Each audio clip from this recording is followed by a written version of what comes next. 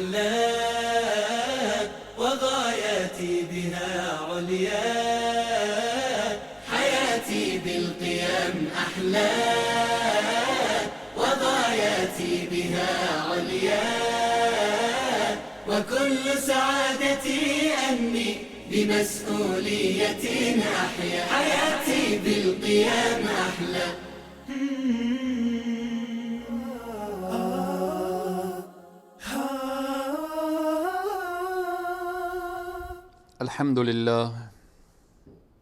الحمد لله الذي هدانا لهذا وما كنا لنهتدي لولا أن هدانا الله، والصلاة والسلام على رسوله محمد وعلى آله وأصحابه ومن والاه. قال الله تبارك وتعالى في القرآن العظيم: فأعوذ بالله من الشيطان الرجيم. هل أتاك حديث ضيف إبراهيم المكرمين إذ دخلوا عليه فقالوا سلاما قال سلام قوم منكرون فراغ إلى أهله فجاء بعجل سمين فقربه إليهم قال ألا تأكلون. صدق الله العظیم. خدمت همه عزیزان و بزرگواران، السلام علیکم و رحمت الله تعالی و برکاته. همه شما عزیزان و بزرگواران را در برنامه آداب اسلامی خوش آمدید میگویم. موضوع ما پیرامون آداب مهمان و مهمانی هست. وقتی شخص مهمانی داره چگونه آداب مهمان داره که باید صاحب خانه رعایت بکنه و چگونه آدابی هست که باید مهمان نسبت به صاحب خانه رعایت نمایه. الله سبحانه و تعالی داستان مهمانی سیدنا ابراهیم علیه السلام را بیان میکنه. ابراهیم علیه السلام ابو الانبیا، شخصیتی که همه من و شما میگیم ملت از ابراهیم خلیل الله داریم، پیرو ابراهیم خلیل الله هستیم. ابراهیم علیه السلام مهمان را دوست داشتن. حتی در بعضی اقوال می آورد که ابراهیم علیه السلام همیشه کوشش میکردن که با مهمان غذا بخورن. مهمانی و مهمانداری ابراهیم علیه السلام چنان زبان زده همه شده بود که حتی الله سبحانه و تعالی داستان مهمانی سیدنا ابراهیم علیه السلام و داستان مهمانان سیدنا ابراهیم علیه السلام را در قرآن بیان میکنه و برای نبی مکرم اسلام صلی الله علیه و سلم بیان میکنه. الله تعالی در قرآن میفرمایه، چی میگوید؟ هل اتاک حدیث ضیف ابراهیم المکرمین. ای پیامبر، آیا خبر مهمانان گرامی ابراهیم علیه السلام به تو رسیده هست؟ الله سبحانه و تعالی در این آیه از مهمانان ابراهیم علیه السلام و با لفظ المکرمین، مهمانان گرامی، یاد میکنه.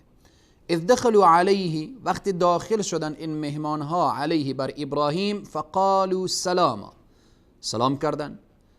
ابراهیم علیه السلام قال سلام، ولی قوم منکرون، ابراهیم علیه السلام نمی شناخت.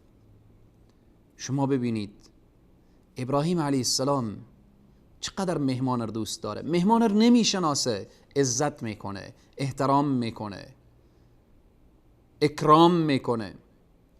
فراغ الى اهله فجاء بعجل سمین. ابراهیم علیه السلام رفت طرف اهل خود و بعد همان گساله‌ای که داشت او را، گساله فربه که بود، در آیه دیگه که بیان میشه به عجل حنیز، او را کباب کرد و آورد برای مهمانان. فقربه الیهم قال الا تأکلون. وقتی که غذا را پیش کرد، اینها چون ملک بودن، داستان طولانی هست و ملائکه آمده بودن خانه حضرت ابراهیم که مژده و بشارت اسحاق را بدن و بعد برن طرف حضرت لوط علیه السلام تا اینکه قوم لوط علیه السلام از اون اعمال زشتی که داشتن الله سبحانه و تعالی موعد عذاب برایشان داده بود. ملائکه آمده بودن که اونها را عذاب کنن. فقال الا تأکلون، نمیخورید؟ اینجا که غذا نخورد و نمیخوردن، ابراهیم علیه السلام تا اندازه ترسید که اشاره میکنه فاوجس منهم خیفه قالوا لا تخف. چون مهمان در او عصر و زمان چنین بود که اگه غذا نمیخورد نشانه و علامت دشمنی بود. ملائکه گفتن قال لا تخف و بشروه بغلام علیم که الی آخر داستان که بحث ما نیست. الله سبحانه و تعالی در این آیه بیان میکنه مهمانی ابراهیم علیه السلام. رسول اکرم صلی الله علیه و سلم میفرمایند من کان یؤمن بالله والیوم الاخر فلیکرم ضیفه. کسی که ایمان به خدا و روز قیامت داره باید که مهمان خود را اکرام بکنه، احترام بکنه. حدیث دیگری که در بخاری و مسلم هست، رسول اکرم صلی الله علیه و سلم در مسجد کسی آمد، رسول الله صلی الله علیه و سلم فرستادن به خانه، گفتن آیا چیزی هست؟ الله اکبر. ببینید زندگی رسول صلی الله علیه و سلم را. ازواج مطهرات فرمودن ما عندنا الا الماء، در خانه ما چیزی نیست غیر از آب. رسول الله صلی الله علیه و سلم رو به طرف صحابه کردن آیا کسی هست از این مهمان پذیرایی کنه؟ یکی از انصار بلند شد گفت یا رسول الله انا، من هستم پذیرایی میکنم. این مهمان را گرفته و برای خانم خود گفت که آیا چیزی هست در خانه؟ مهمانی آوردم. گفت که فقط به اندازه غذایی که بچه ها را فقط میشه.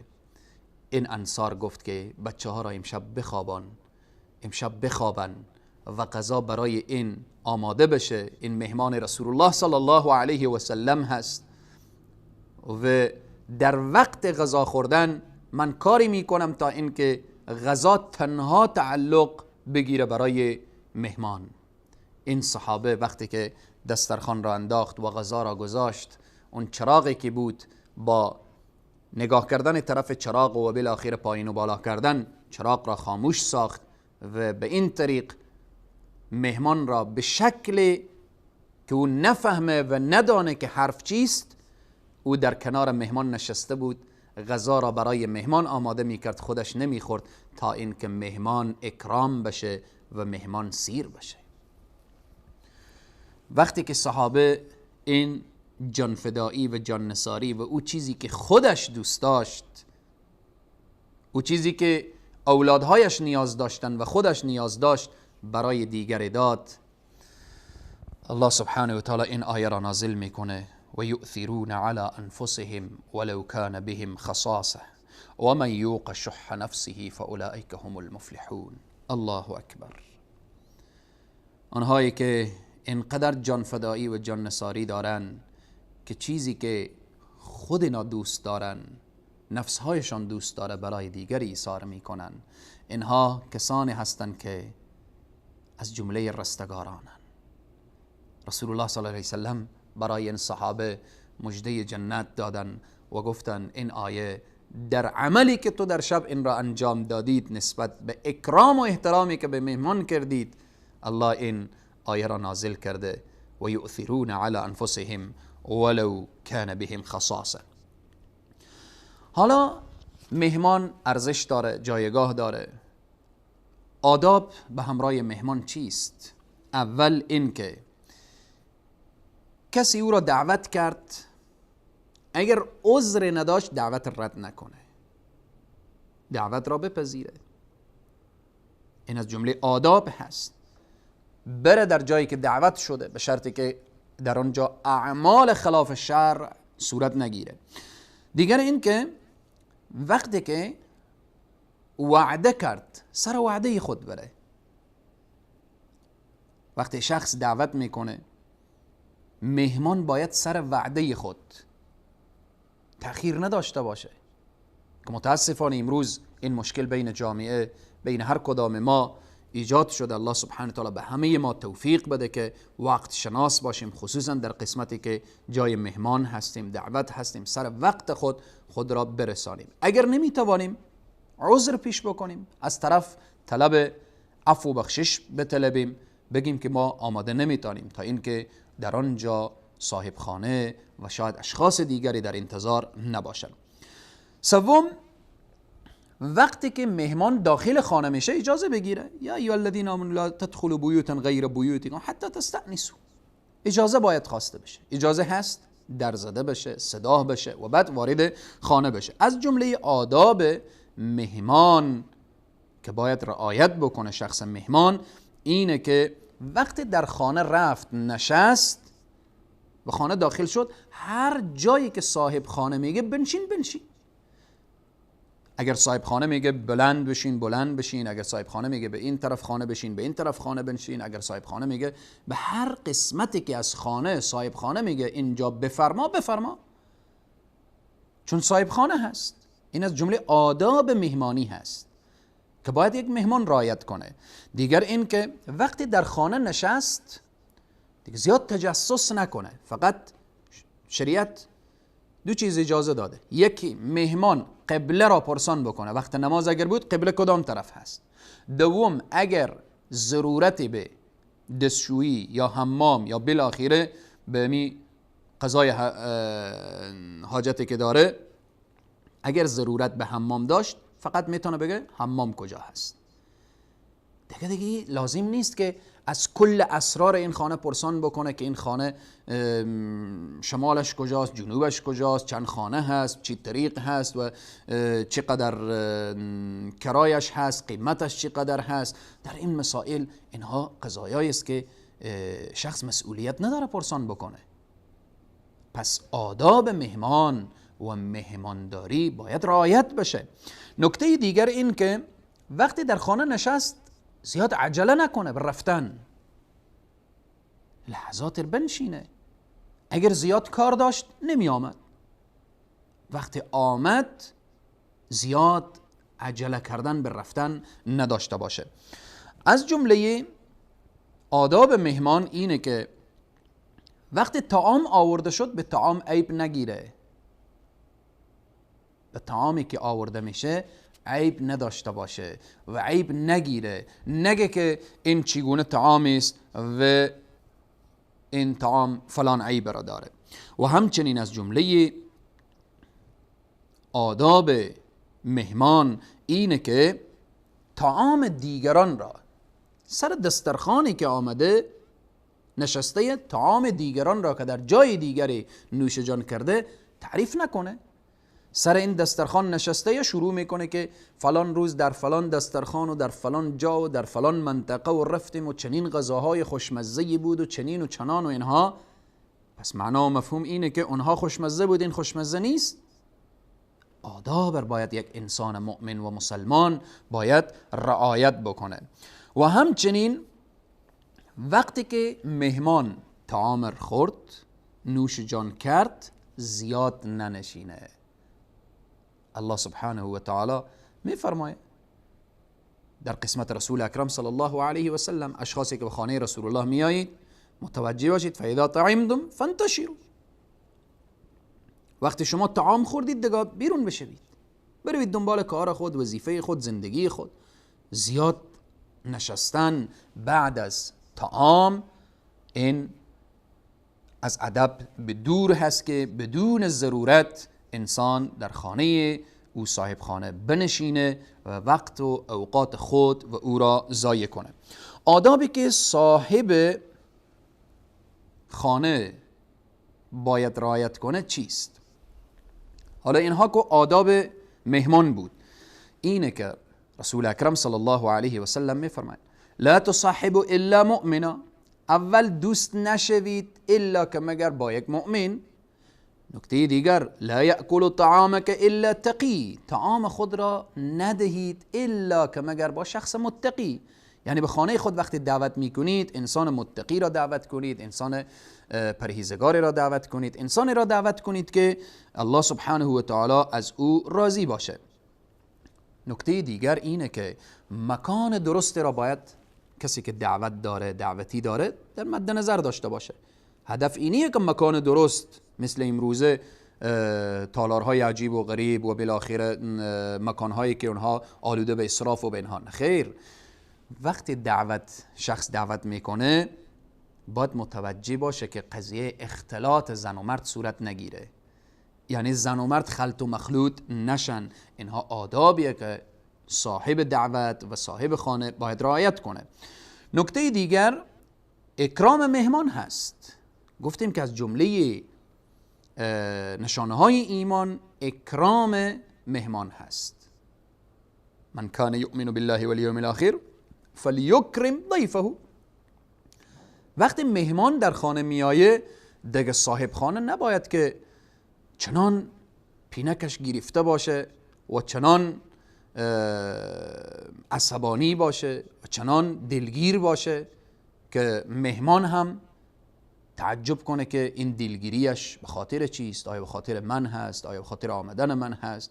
در این راستا صاحب خانه باید تبسم داشته باشه، ولو که اگر مشکلات هم داره نباید در مقابل مهمان چنان اظهار بکنه که مهمان ناراحت بشه. از جمله آدابی که باید صاحب خانه، کسی که دعوتی از جانب اوست، رعایت کنه، برای مهمان وقت طعام بده. چگونه؟ وقت مهمان را طلب کرد بعد از نماز عشا، بعد از عشا وقتی آمد مباشر برای متصل برای مهمان غذا را آماده کنه، تا اینکه اگر وقت نماز نزدیک هست غذا زود آماده باشه تا از نماز شخص نمانه. و اگر قریب جماعت بود صاحب خانه میتونه با مهمان بگه همراه شما میریم مسجد، نماز عشا را میخوانیم، نماز ظهر را میخوانیم. هر وقتی که بالاخره مهمانی بود و اگر وقت نماز بود صاحب خانه باید مهمان را گرفته طرف مسجد رفته، نماز را خوانده، پس برگردن وقت برای مهمان طعام داده بشه. همچنین از جمله آدابی که باید صاحب خانه مد نظر داشته باشه اینه که قبل از مهمان دست از غذا نکشه. درسته؟ مهمان شاید آیسته آیسته نان بخوره ولی صاحب خانه تیز تیز نان بخوره، با عجله نان بخوره. به هر صورت اگر سیر هم میشه قبل از این که مهمان دست بکشه او باید مصروف غذا خوردن و مصروف و دستش بر ظرف غذا باشه. یعنی خلاصه صاحب خانه باید قبل از مهمان دست از غذا نکشه، چون سبب میشه که مهمان نان نخورده دست از غذا برمیداره. همچنین از جمله آدابی که صاحب خانه و صاحب دعوت باید مد نظر داشته باشه، به پیش مهمانا، به نزد مهمانا حرف نزنه که سبب ناراحتی مهمانا بشه. اگر میفهمه که در این خانه اشخاصی را من دعوت کردم که فکرشان با فکر من برابر نیست، اندیشهشان با اندیشه من برابر نیست، حزبشان با حزب من برابر نیست و بالاخره در این راستا اولا دعوت نمی کردی، حالا که دعوت کردی نباید در خانه خود و در کنار دسترخوان خود حرفی بزنید که او سبب ناراحتی مهمان بشه. پس اینها آداب است که باید یک مسلمان رعایت بنماید. همچنین از جمله آدابی که صاحب خانه باید رعایت کنه اینه که در مهمانی خود اسراف نداشته باشه. نباید اسراف در قسمت خورد و نوش و در این راستا. الله سبحانه و تعالی میفرماید کلوا واشربوا ولا تسرفوا انه لا يحب المسرفین. الله اسرافکارا را دوست نداره. پس مهمان کردید در مهمانی اسراف نکنید، تکلف نکنید. مهمانیتان به خاطر چشمی و همچشمی نباشه. مهمان به این واسطه دعوت نکنید که دیروز مرا دعوت کرد، امروز او را دعوت میکنم. به عروسی بچه خود ما را دعوت کرد، ما هم به عروسی بچه خود و فرزند خود او را دعوت میکنیم. چند روز قبل ما را دعوت کرد، ما هم دعوت میکنیم.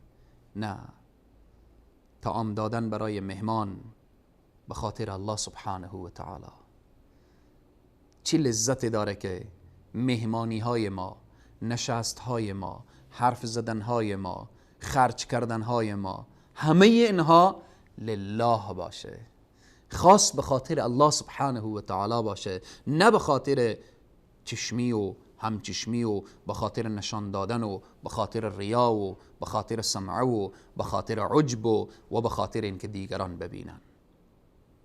از جمله آدابی که صاحب خانه و یا صاحب دعوت باید رعایت کنه اینه که وقتی که مهمان بیرون میشد از خانه، تا دروازه خانه همراهش برود. این بود آداب مهمان و مهمانداری. الله سبحانه و تعالی بر ما توفیق بده که ما اکرام مهمان را داشته باشیم، چون اکرام مهمان نشانه ایمان هست و نشانه مردانگی هست و نشانه و خویی است که الله سبحانه و تعالی بیان میکنه: هل اتاک حدیث ضیف ابراهیم المکرمین. ای پیامبر، آیا خبر مهمانان گرامی ابراهیم به تو رسیده است؟ پس ای خواهر مسلمان و ای برادر مسلمان، وقتی مهمانی می آیه در خانه ما نباید ناراحت بشیم، ما نباید رنجیده بشیم. چرا امروز مهمانی ها خسته کن شده؟ چرا امروز دعوتی ها خسته کن شده؟ چرا امروز با وقتی مهمانی می آیه صاحب خانه را غمگین می سازه؟ به خاطر که تکلفات زیاد شده، به خاطر اینکه ما مهمانداری ما به طریق شرعی نیست، به خاطر اینکه ما مصرف ما به اندازه دخل ما نیست. پس بناهن هر برادری باید متوجه بشه که هدف از مهمانی تنها خوردن و نوشیدن نیست. هدف از مهمانی لحظات نشستن کنار همدیگر را دیدن و از حال همدیگر واقف شدن و لحظات به یاد خدا و به ذکر الله سبحانه و تعالی در کنار همدیگر سپری کردن هست. امیدواریم که الله سبحانه و تعالی به همه ما توفیق بدهد تا اینکه آداب مهمان و مهمانداری را رعایت نموده پروردگار عالم ما را پیرو واقعی ابراهیم علیه السلام بگردانه. تا برنامه بعد همه شما عزیزان و بزرگواران را به خداوند کریم و رحیم می سپارم. و السلام علیکم و رحمت الله تعالی و برکاته.